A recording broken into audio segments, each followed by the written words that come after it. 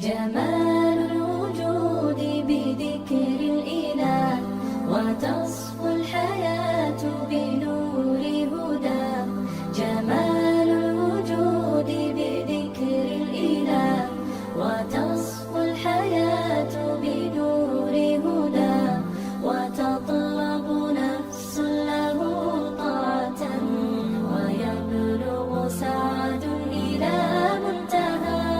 فؤاد شغوف إلى ربه، أحب رضاه أحب لقاه.